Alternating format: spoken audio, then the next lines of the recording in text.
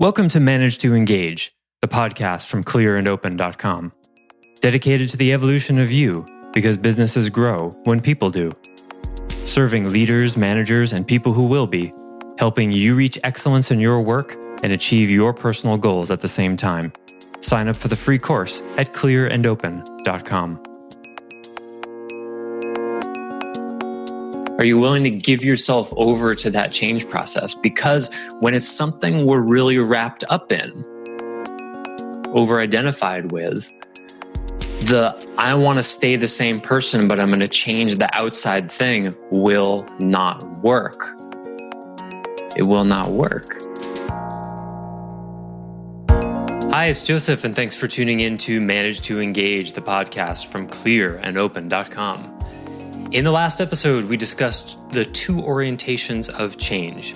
You can either choose to stay who you are and change your behavior, like eliminating your morning cup of coffee, or you can choose to surrender to the process of changing, allowing it to teach you something about yourself, like discovering the reason you keep telling yourself that you can't do anything in the morning until you've had caffeine.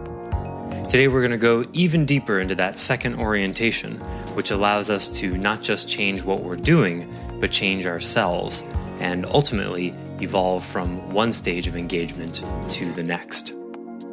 I offer weekly member webcasts and teach live courses on clearandopen.com because it's my truth that, with the right tools, anyone can eliminate the people, money, and time problems holding them back in business. And I share part of these webcasts and courses on this show because I want to help you, too. If you're enjoying the show and learning from it, I'd love your feedback. If you're listening to the show on an Apple device, all you have to do is open the podcast app, view the full description of this episode, and click the link to leave a rating and review for the show. I'd appreciate it very much. Thanks so much for listening. Let's start the show. So back to these two ways of orienting things, because it relates to moving from any state really, but especially from thrival to flow, related to the 5 stages of engagement, to review: crisis, survival, security, thrival, flow. And one of the governing dynamics of the flow state is when engaging in any change, in any practice, in any activity, the flow state requires that you give yourself over to the process and allow who you are at that deep a level to be informed by what you're doing, to allow the process, the practice, the instrument you're learning, the relationship you're in, the job you have, the getting organized project you have, whatever that is, you're allowing that to inform you about who you are, rather than relating to yourself as this static noun thing. It stays the same, and I'm going to do that. If you really look at anything that you do closely, nothing really operates that way. You're in a dance. Try doing a romantic relationship with someone with a completely static notion of who you are, right? How well does that go? Certain things they're going to love about you. Other things they're not going to love about you. And they're going to want you to change it. Now, what are you going to do? Are you going to be like, well, that's just who I am? Who I am is someone who forgets to take out the garbage 3 times a month. That's just who I am. Accept me for who I am. Or, oh, this relationship is illuminating an aspect of me that has been a way I've related to myself all this time. I'm someone who forgets stuff every once in a while. And now someone just raised the bar and says, you know what? I don't think that's actually you. Or what if it's not actually you? Or I don't care whether it's you or not. I don't like it. Make it different. So, when people say relationships are about compromise, like, okay, I get it. But to me, that's an oversimplification. It's unsophisticated to say relationships are about compromise, because in a relationship with someone, it's not horse trading. I don't want to compromise. Okay, I'll do the garbage. I'll not forget the garbage thing if you can not forget to put too much salt in the pasta. Is that a deal like that? That's to me that rings false. That's what I call a tit for tat relationship, where people are keeping tabs on who's done the most favors and who's given up the most things for the other person. And well said, because that's what it devolves into, right? Because if it's a reciprocity based thing, then you're inevitably going to keep score, like you would in a business partnership or something where it's a value for value exchange and where it's appropriate to do so. But if you reframe it as, oh, the woman or man I love hates this thing about me, let me take a look at that thing. How do I feel about it? Is it really me? What if it's not? Oh, okay, let's embark on an experiment. You give yourself over to the change process and say, okay, well, what would it be like if I never forgot to take out the garbage? What would it be like if I emptied my inbox every day? But even deeper than that, who would I be? Who would I be if I emptied my inbox every day? Because for someone over-identified with overwhelm, the answer is, I don't want to know. Who would you be without that cup of coffee in the morning? What? I'm already getting disoriented. I've been drinking coffee since I was 18. Yeah, I know. Who would you be without it? I don't know. Do you want to find out?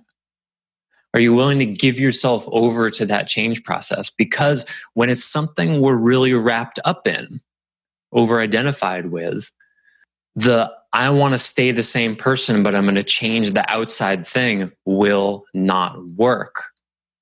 It will not work because you're one system, you see?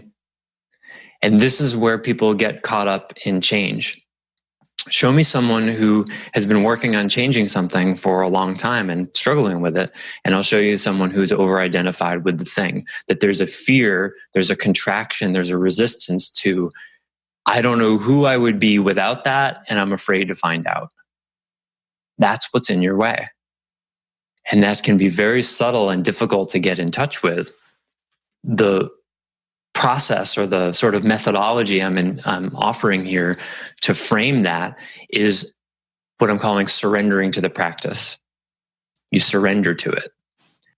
We already do this. You already have done this. You've had a urge to learn an instrument or learn a certain song, that if you sing, or a certain project at work you can't get out of your mind, and you keep coming back to it, and you keep coming back to it, and you find it changes you, right? This has happened to everyone. It changes you. And at the end, or in the middle sometimes, you learn something about yourself. It changes you in a way that you didn't predict at all. This has happened to all of us. I think probably the most common way it happens is falling in love, right? To me, the falling in love thing, it looks like a kind of trick life plays on us, where you fall in love with someone for all of these conscious reasons, and then by the time the dust settles and the smoke clears after the honeymoon phase, 12 months, 18 months later, you realize that you're looking in the mirror in some ways, and you're faced with some intense challenges where you need to change if it's going to work. And you're like, oh man, how did I get into this? And life is like, ha, ha, ha, gotcha. You want to hold on to that thing that you like so much? You got to become a different person in some way. What if everything has that kind of flavor to it? Especially something you're having a difficult time with. It's inviting you into, let go into this, let go into this. See who you are as an organized person. See who you are as someone who practices excellence. See who you are without coffee. See who you are without alcohol. See who you are without cake pops. See who you are without video games. See who you are without TV. See who you are without sex. See who you are without compulsive exercise. See who you are, see who you are, see who you are. What if that's the song life is always singing? And then when you go, okay, I wonder who I am I wonder who I am without, then you join up with the intelligence of life itself. But when you say, all right, I'll give up the caffeine, but I'm going to stay the same person, life goes, no, that's not the point.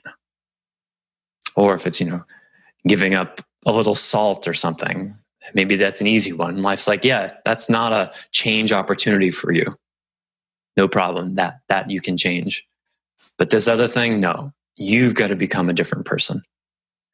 So again, whatever you're having a really difficult time with, reframe that thing as, oh, this is an invitation into a deeper aspect of my being.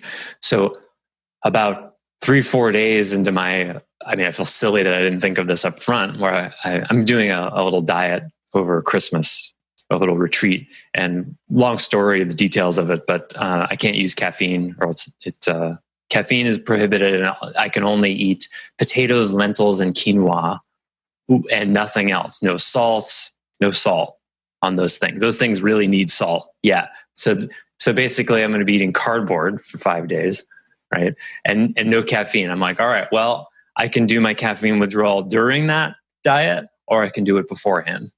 And so I decided to do it beforehand, so to mitigate the suffering.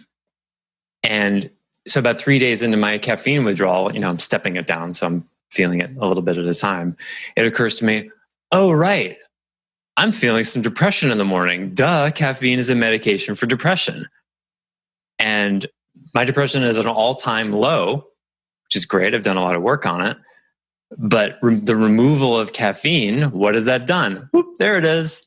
Oh, were you looking for the not wanting to face the world feeling? Just stop your caffeine. There it is, right? There it is. And I'm like, oh, right. So cool. So now this is inviting me into doing the work that I've been using caffeine to do, right? Because the caffeine, less and less every day, is doing the work of, okay, let's jump into your day now. If it's not doing that for me, who or what will, right? That's the invitation to change. All right, what are you going to do? What's the part of your morning that gets you engaged in the day if it's not the caffeine? That's the work. Can you see how, in my circumstance, just as an example, if I don't do that work, I'll never get off the caffeine, or I'll just substitute it with something else. Ginseng, rhodiola, astragalus, any number of the stimulants in the world, right? Oh, well, that chewing on that astragalus piece in the morning, that's just part of my day, I say 3 months later. Oh, that tablet of rhodiola rosea, which is a really cool herb, that's just part of my day, right? It just substitutes with something else. And that's the slippery slope. That's what you got to watch out for. Because so many times when you when you get off of something, suddenly something will show up and you'll have something in your mouth instead of a cake pop. It feels like when I shared with the leader group the Facebook blocking app. Yeah. And I said, this is a great tool for me to make sure I'm not on Facebook on my phone and I'm more productive during the day. And you said, it's a tool. It's a better tool to find out, to see how much you think you need or how many times you go there. And I was like, yeah, okay, but this is going to keep me from Facebook, whatever.